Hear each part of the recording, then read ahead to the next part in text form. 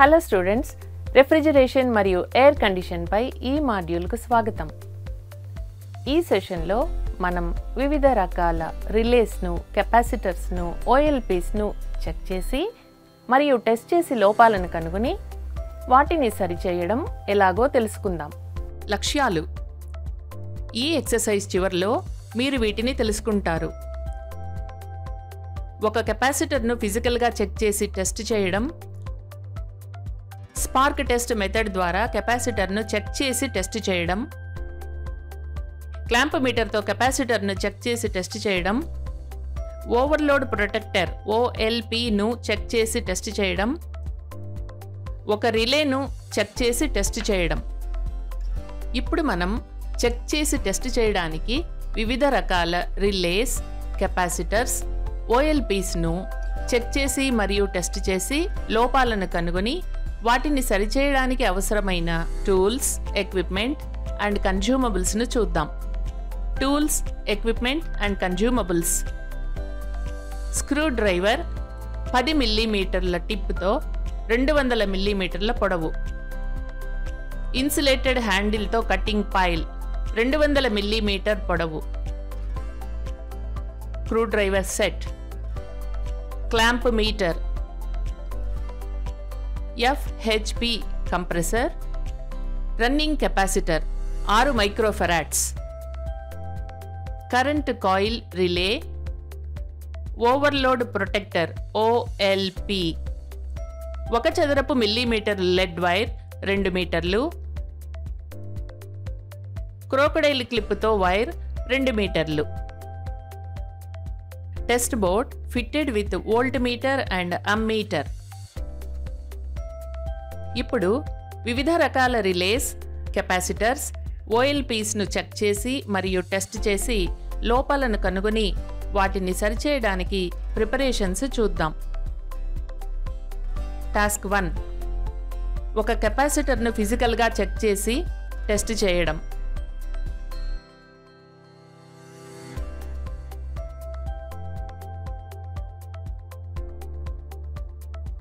Task 2. Capacitor spark test మెథడ్ని check చేసి పరీక్షించండి. ఈ పద్ధతి కొరకై డిజైన్ చేయబడిన లో వోల్టేజ్ పవర్ సోర్స్ లేదా ఒక ఛార్జింగ్ టూల్ను ఉపయోగించండి. హై వోల్టేజ్ సోర్సెస్ కండెన్సర్ను డ్యామేజ్ చేసి పాడు చేస్తాయి. టెస్టింగ్ సమయంలో ఊహించని మరియు సంభవించగల ప్రమాదాలను నివారించడానికి కెపాసిటర్ టెర్మినల్స్ యొక్క సరైన గ్రౌండింగ్ని నిర్ధారించుకోండి. టెర్మినల్స్ వద్ద పవర్ సోర్సును కనెక్ట్ చేస్తున్నప్పుడు స్పార్క్ వస్తున్నదా అని జాగ్రత్తగా గమనించండి. గణనీయమైన స్పార్క్ కెపాసిటర్ ఛార్జ్ కలిగి ఉందని సూచిస్తుంది. అయితే స్పార్క్ చిన్నదిగానో లేదా అసలు లేకపోతేనో అది డిశ్చార్జ్ అయిందని అర్థం. స్పార్క్ టెస్టింగ్ సమయంలో టెర్మినల్స్తో డైరెక్ట్ కాంటాక్ట్ను నివారించండి. ఎలక్ట్రికల్ షాక్స్ను నివారించడానికి ఇన్సులేటెడ్ టూల్స్ ఆర్ ప్రోబ్స్ను ఉపయోగించండి. విజువల్స్లో చూపిన విధంగా టెస్ట్ బోర్డును సిద్ధం చేయండి. ప్రోబ్ Aని ఒక కెపాసిటర్ టెర్మినల్కు మరియు ప్రోబ్ Bని మరొక దానికి కనెక్ట్ చేయండి. కార్డ్ వైర్ను పవర్ సోర్స్కు కనెక్ట్ చేయండి. కొన్ని సెకండ్ల పాటు టెస్ట్ బోర్డును ఆన్ చేసి ఆపై ఆఫ్ చేయండి. కెపాసిటర్ యొక్క టెర్మినల్స్ షార్ట్ చేయడానికి స్క్రూ డ్రైవర్ యొక్క ప్లాస్టిక్ హ్యాండిల్ను పట్టుకోండి. తీవ్రమైన స్పార్క్ సంభవిస్తే కెపాసిటర్ గణనీయమైన ఛార్జ్ కలిగి ఉందని ఇది హెచ్చరిక సంకేతం.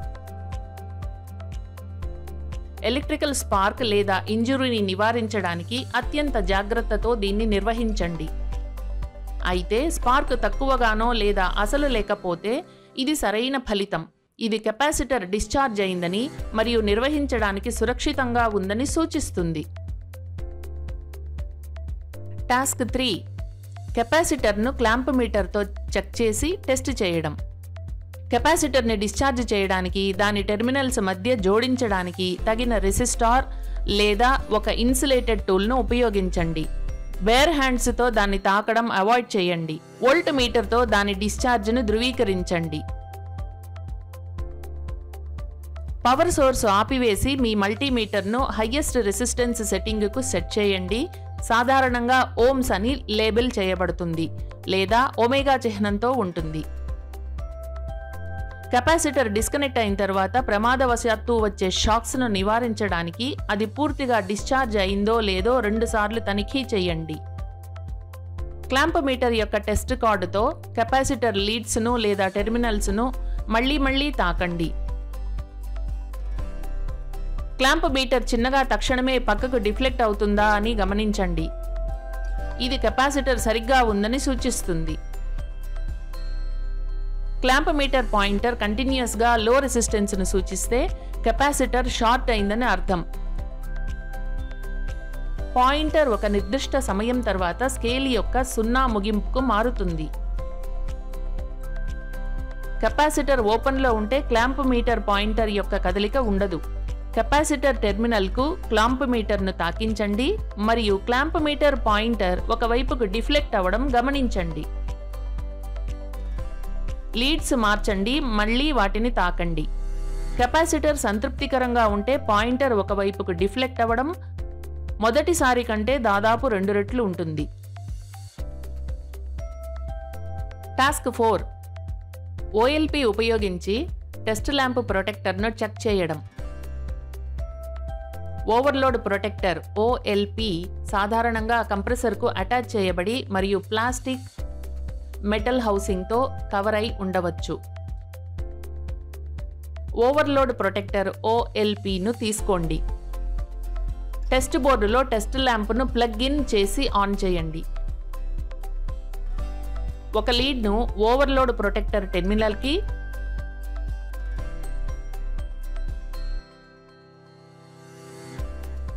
మరియు మరొకటి ఇతర టెర్మినల్స్ 2 మరియు 3కి తాకండి. బల్బ్ వెలిగితే ఓవర్లోడ్ ప్రొటెక్టర్ ఓఎల్పి బాగుందని అర్థం. మల్టీమీటర్ నాబ్ని రెసిస్టెన్స్కు అమర్చండి. ఓవర్లోడ్ ప్రొటెక్టర్ ఓఎల్పి టెర్మినల్కి ఒక ప్రోబును మరియు టెర్మినల్ 2కి మరొక ప్రోబును తాకండి. మీటర్ ఇండికేషన్ చూడండి. ప్రోబును 2 నుంచి తీసి 3కు తాకండి. మీటర్ ఇండికేషన్ గమనించండి. మల్టీమీటర్ కంటిన్యూటీని చూపిస్తే ఓవర్లోడ్ ప్రొటెక్టర్ బాగుందని అర్థం. టాస్క్ 5 ఒక రిలేని చెక్ చేసి టెస్ట్ చేయండి. రిలేస్ సామాన్యంగా మల్టిపుల్ పిన్స్ లేదా టెర్మినల్స్తో ఉండే small box shaped components.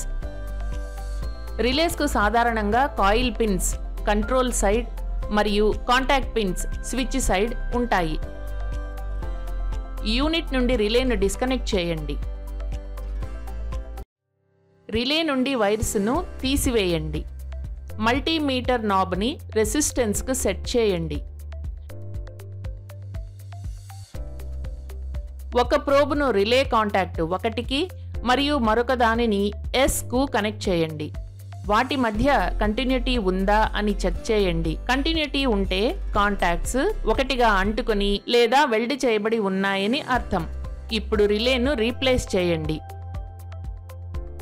Relay coil యొక్క L మరియు M మధ్యలో కరెంట్ కంటిన్యూటీని పరీక్షించండి. కంటిన్యూటీ లేకపోతే కాయిల్ ఓపెన్లో ఉందని అర్థం. రిలేను రీప్లేస్ చేయండి. టాస్క్ 6 కరెంట్ కాయిల్ రిలేను టెస్ట్ చేయడం. క్లాంప్ మీటర్తో 1 మరియు 2 మధ్య కంటిన్యూటీని చెక్ చేయండి. 1 మరియు 2 మధ్య కంటిన్యూటీ ఉంటే కరెంట్ కాయిల్ రిలే యొక్క కాయిల్ కంటిన్యూటీ సరిగ్గా ఉన్నట్లు. నార్మల్ కండిషన్లో 1 మరియు 2కు కంటిన్యూటీ ఉంటుంది. 2 మరియు 3 మధ్య కంటిన్యూటీ చెక్ చేయండి. నార్మల్ కండిషన్లో ఉపయోగించనప్పుడు 2 మరియు 3 ఓపెన్లో ఉంటాయి. 2 మరియు 3 మధ్య కంటిన్యూటీ లేకపోయినట్లయితే రిలే ఓకే. రిలేను తల్లక్రిందులుగా ఉంచండి. 2 మరియు 3 మధ్య కంటిన్యూటీ చెక్ చేయండి. కంటిన్యూటీ ఉంటే రిలే ఓకే. రిలేను ఒరిజినల్ పొజిషన్కు తీసుకురండి. 2 మరియు 3 మధ్య కంటిన్యూటీ చెక్ చేయండి. కంటిన్యూటీ లేకపోయినట్లయితే రిలే ఓకే అని అర్థం. ప్లంగర్ మూమెంట్ను చెక్ చేసి సౌండ్ వినండి. రిలేను తలక్రిందులు చేయండి. ప్లంగర్ పైకి మూవ్ అయ్యి మీరు సౌండ్ వింటారు. రిలేను నార్మల్ పొజిషన్కు తీసుకురండి. ప్లంగర్ కిందకు మూవ్ అయ్యి మీరు సౌండ్ని వింటారు. సౌండ్ లేనట్లయితే రిలేలో లోపం ఉంది మరియు రిలే ప్లంగర్ ఆపరేషన్ ఓకే కాదు. టాస్క్ 7. సిరీస్ టెస్ట్ ల్యాంప్ ద్వారా వోల్టేజ్ రిలేను టెస్ట్ చేయడం. వోల్టేజ్ లేదా potential type relays NCC normally closed కాంటాక్ట్స్తో ఉంటాయి. Normally closed contact points NCC 1 మరియు 2 మధ్య మరియు రిలే ప్రెషర్ కాయిల్ 2 మరియు 5 మధ్య ఉంటాయి.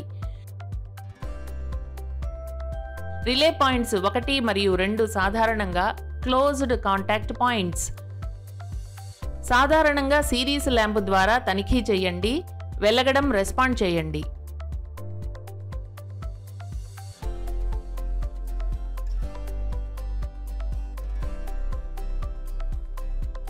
పాయింట్స్ 1 మరియు 5 మధ్య కాంటాక్ట్ పాయింట్స్ మధ్య కాంటాక్ట్ను ఇవ్వడం మరియు బ్రేక్ చేయడం కాలింగ్ బెల్ సౌండ్ని ఇస్తుంది.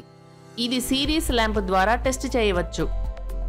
పాయింట్స్ 2 మరియు 5ల మధ్య పొటెన్షియల్ లేదా ప్రెషర్ కాయిల్ను ఒక ల్యాంపుతో సిరీస్లో కనెక్ట్ చేయండి.